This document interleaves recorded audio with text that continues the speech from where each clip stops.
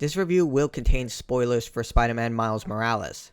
Spider-Man Miles Morales serves as both a sequel and an origin tale for Miles Morales, as a new Spider-Man, Miles has to take up the reins of being New York's primary protector, forcing the young hero into deadly situations and difficult choices. The developers not only build on what made Peter's adventure such a thrill, but customize Miles to have his own personality not only through the game's narrative, but in his movements and styles. The issues begin to sprout out when you realize the reduced risk placed on Miles' journey compared to Peter's adventure. Miles' tale is given a bit more heart, but at the cost of logic. It's a great expansion, but you'll often wonder how strong that plot armor is for all the civilians in New York. Miles Morales takes place weeks after the events of The City That Never Sleeps, which is the expansion for Marvel's Spider-Man. Miles has come out as a second Spider-Man to the citizens of New York. While still new, Miles has had extensive training with Peter and is taken out on a routine prisoner transport. Unfortunately, Miles gets careless and frees several raft criminals, including the Rhino. Similar to the first game, this outstanding opening cinematically serves as the game's tutorial as a non-stop roller coaster ride as Miles and Peter attempt to stop this dangerous villain. Peter is knocked out and Miles has to step up, discovering that he has unique abilities that Peter does not. These bioelectrical powers allow Miles to conduct electricity and dish them out in physical strikes. After this discovery, Peter decides to tell Miles that he's leaving the city to help MJ, who has left the country to try and report on what's happening with Silver Sable's home country. At first, Miles is hesitant, but thanks to Peter's confidence in him, decides that he is ready to take on the challenge. It isn't long before a new threat emerges, the Underground. These deadly criminals wield programmable matter weapons and are seeking to replace the defeated criminal organizations from the first game and become the lead mafia within New York. These people are led by the Tinkerer, a dangerous tech genius who is seeking to destroy Roxxam, a new energy corporation that is attempting to incorporate a new energy source called Newform into the city of New York, all while Miles' mother is running for office against Roxxam's shady business, and of course the Underground is fighting for criminal control over New York, so it's a lot going on. The story is mostly predictable, especially if you're an active comic reader. The game highlights the primary characters in a way that you can easily put two and two together. For example, you meet the leader of Roxxam very early in the game, such as the CEO of Roxxam, Simon Kruger, and it doesn't also help that his entire security force look like red Hellgas soldiers from Killzone. I mean, it just screams evil. Miles will have to try and stop the wave of criminal activity within New York, while also making difficult decisions within his personal life and what it means to be his own Spider-Man. Much of Miles Morales plays similar to Peter's adventure. The control scheme remains largely unchanged, but Insomniac infused creative elements within Miles' animation and combat style to make him feel more distinct. Miles has more of a style than Peter, and even a degree of overconfidence. He swings through these streets with a degree of swagger, while also demonstrating some actions of being a novice. He'll grab a rope with confidence while looking back at the player, but will finish a combo by stumbling and trying to regain his footing at the last minute. The same goes for his skill tree. Miles' talents are different from Peter, with the skills ranging from expanding his cloaking abilities and electrical talents. There are also optional training sessions provided by Peter that unlock unique skills. Like in the previous adventure, players can earn special tokens by completing missions and collecting tech upgrades. A lot of these are easy to come by with optional missions and lots of busy work included. This comes in the way of bases and minor missions highlighted through the special application that allows citizens to contact Miles. The bases are unlocked over the course of the game, similar to Peter's adventure, and they include isolated challenges. You'll also earn experience that unlocks levels that increases Miles' damage output, health, and swinging speed. As far as I know, it's capped at level 30. And yes, you do have plenty of suits to unlock that give you specialized upgrades with more skills. Like in Marvel's Spider-Man, the suits will be featured in the game's cutscenes, and you can easily replay missions from the menu or replay the entire game in New Game Plus with various difficulty options. Enemy variety is limited with brutes, gun users, and more. By the 3-hour mark, you've encountered most of all the enemy types, and each one of them has unique challenges that you have to overcome, like specialized defenses that require Miles to use his venom strikes, but overall they are diverse and varied, but eventually you will fight the same enemies over and over. Combat is still as fun and fluid as ever, as Miles has new tactics that he has to use in order to take advantage of the new enemy strengths and weaknesses. This includes cloaking that allows Miles to get the drop on various enemies and even get back into stealth position, various gadgets such as the gravity well that brings enemies together, holograms that distract enemies, your classic web shooters, and more, and venom strikes that allow Miles to destroy enemy defenses with electrical burst or deal heavy damage. These both have charging meters, with the venom linked to combat and cloaking charging over time. You can also trigger a flashy finisher attack for one-hit KOs against common enemies or massive damage against bosses. Bosses still remain the highlight of the entire game. There are a lot fewer fights here since this is an expansion and only one optional fight for completing all of Peter's challenges. Each one takes advantage of Miles' unique talents and are a thrill to play through. Swinging across New York is just as fun, with dynamic events springing up during the adventure. You can find these by traveling throughout New York, or again by using the Spidey app to instantly spawn an activity that, when completed, provides experience and tokens. In terms of difficulty, the game isn't that hard. During my first playthrough, I only died once against the final boss, and on the game's hardest difficulty, Ultimate, I only died twice. So if you're accustomed to the hardest difficulty in Marvel's Spider-Man, you'll have an easy time here, especially if you master the dodge mechanic, which does give Miles a huge advantage, especially if you coupled with Untouchable, which provides increased damage after performing a perfect dodge. So ultimately, the game isn't that challenging, but it also can be a bit difficult if you're not used to the dodging mechanic. But once you have that down, you can breeze through the entire game no problem. In terms of technical quality, the game is spectacular. Visuals are outstanding, and it looks just as good as Marvel's Spider-Man. Those on the PlayStation 5 will have the option for a performance mode that locks the game at 60 frames per second and no load times. The PlayStation 4 Pro version looks just as amazing, and the load times are short. You can always turn the subway loading screens on the PlayStation 5 if you wish, showing off Miles interacting with the subway travelers. However, when playing through both versions, I experienced crashes and frame rate issues. The frame rate issues would usually only happen during the end game after I completed everything, and crashes would rarely happen, but they still happened, and I'm not sure why. I guess the game still isn't that fully technically polished. This game does seem like it was rushed forward, but nevertheless, there are some hiccups, not to the point that it's completely damaging to the experience, but it's something you have to make note of. Okay, this is where I get into heavy spoilers, and I feel like it's necessary because a lot of the game's most profound issues come within the narrative, and I have to touch on them for this to be a solid review, so I apologize if you feel like this was overstepping, but I felt like it was necessary.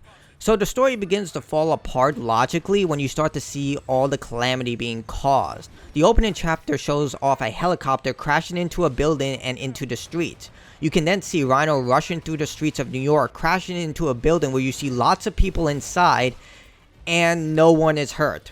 This could be incredibly lucky, but these types of high destructive events constantly happen throughout the adventure. In one scene, Miles chases the Tinkerer through New York, who sends high energy blasts in every direction and tosses cars around like they're softballs. Yet no one is hurt. A literal bridge collapses where there are dozens of people on the bridge, and no one is killed and no one is hurt.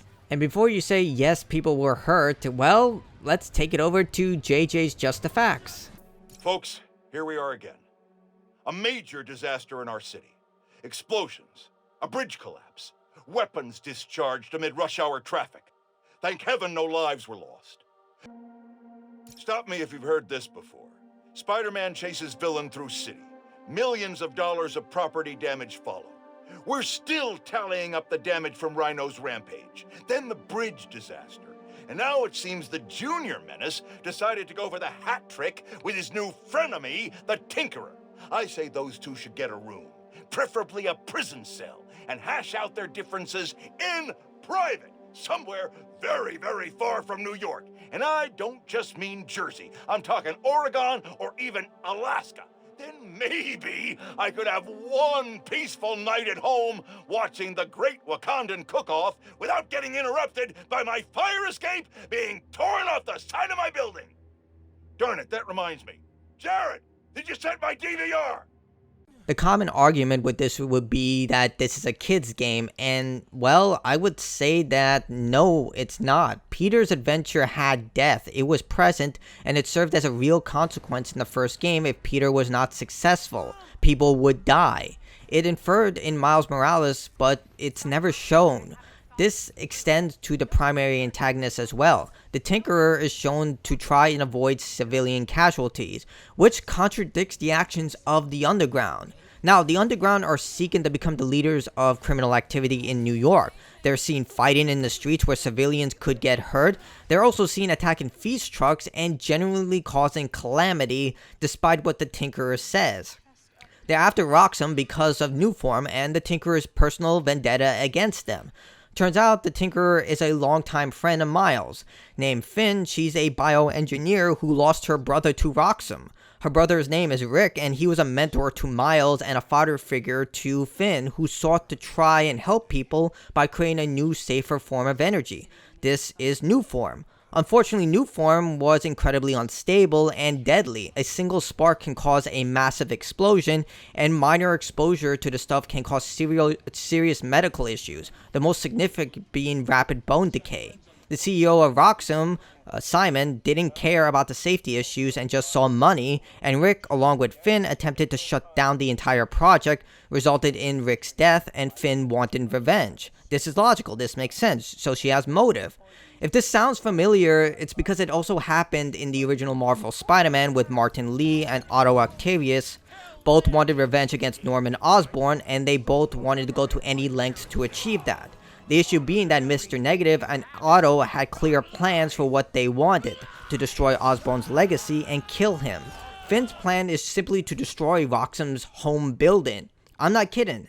Her entire plan is to destroy the building, and as a result, all of the Newform energy, which, what we already know, causes toxic levels to such a high degree that even minor exposure will cause severe medical issues that will lead to death. Even a small amount will cause these medical problems, as we see throughout the game. We see that the Underground and even Roxxam's security force are facing these illnesses despite minor exposure to these things.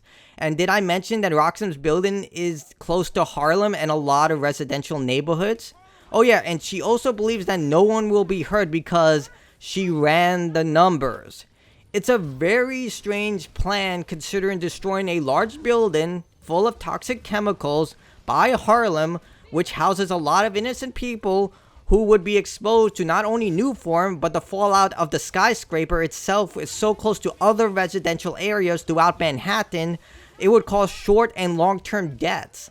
Not to mention, she is constantly exposed to Newform. Throughout the game, you see that the Tinkerer constantly wields Newform on her back, yet she never shows the symptoms as the people who had less exposure to it. And as far as I know, it's never explained how she's able to avoid this. She's literally carrying it on her back. And before you argue the case for Spider-Man, Spider-Man has a healing factor, so it's likely that's what staved off the negative effects of Newform, whereas the Tinkerer is 100% human, and before you say that her metal armor is what protected her, why didn't that same metal armor protect the Underground agents who are feeling the effects of Newform?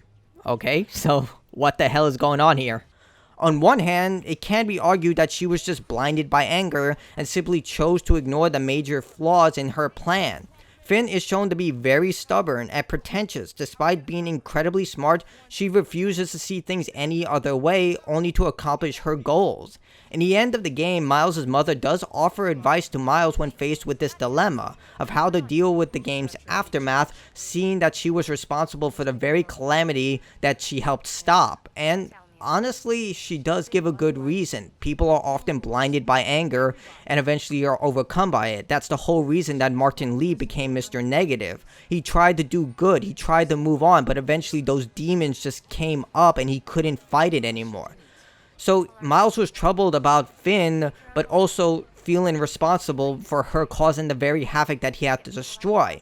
However, at the same time, Peter was faced with a similar crossroad. When Peter was faced with Otto and his decisions to cause the Devil Breath calamity, he tried to save him, but also understood he had to do what was best for New York and the civilians.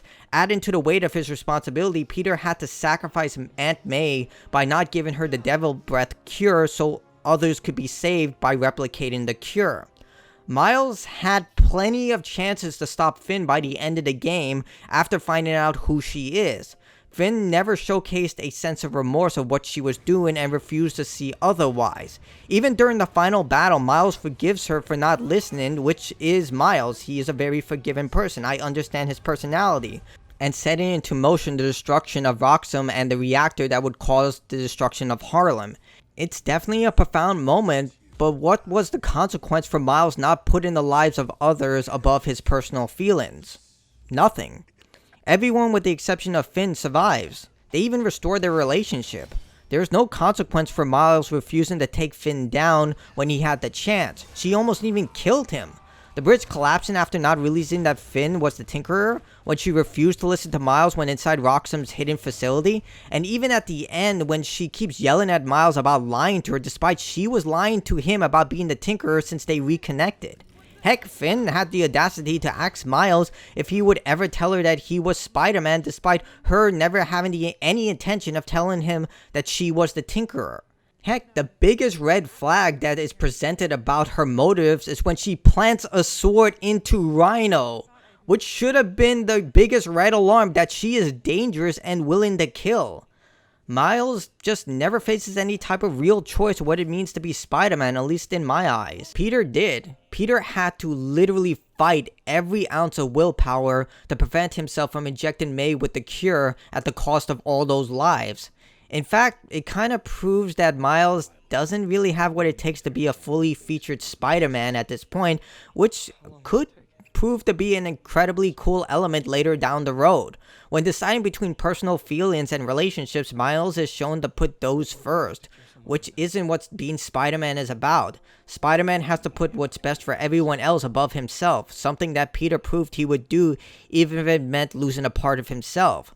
What would have made a more profound ending is having Finn refuse to listen and go through with her plans, resulting in the death of someone Miles cared about. Miles would then have to face the consequences for not stopping Finn when he had the chance, creating a character crisis where Miles has to decide if being Spider-Man is worth all the pain and sacrifice that goes with being Spider-Man. While I had issues with the narrative, Spider-Man Miles Morales was an excellent expansion to Marvel's Spider-Man. It offers an origin-style story of Miles Morales developing into his own unique Spider-Man, remaining loyal to Peter's ideals, but reforming them to better fit his own style of who he represents as Spider-Man. It just doesn't have the same impact as Peter's adventure due to the lack of meaningful consequences brought on by Miles' actions. He becomes his own Spider-Man, that's clear, but what will happen when he needs to make the choice between his people and the greater good? We know that Peter will make that hard choice, but will Miles? Maybe that's something Insomniac should consider for the next game. Miles having to make a critical decision between his people of Harlem and the rest of New York, or something in between. I mean, there's a lot of things that could go with this story, and I can't wait to see how Insomniac decides to develop this. Maybe Miles will have to make a critical decision, decide against it, and then Peter and him will go at odds, where one decides you have to do what's necessary for the greater good, whereas the other one is saying, no, you have to save those closest to you, and what does that mean having all this power if you can't protect the people you love? It's something I think would be a very interesting story.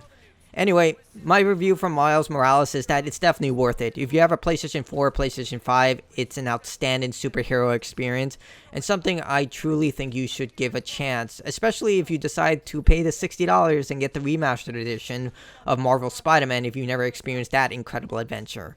I know a lot of people cursed me out saying that I gave that game too much praise, but I truly love it. I think it's an outstanding superhero game, and this is a worthy sequel. So till next time, consider liking, subscribing, writing your own comments in the comments below, and I'll see you all next time. Stay awesome, everyone.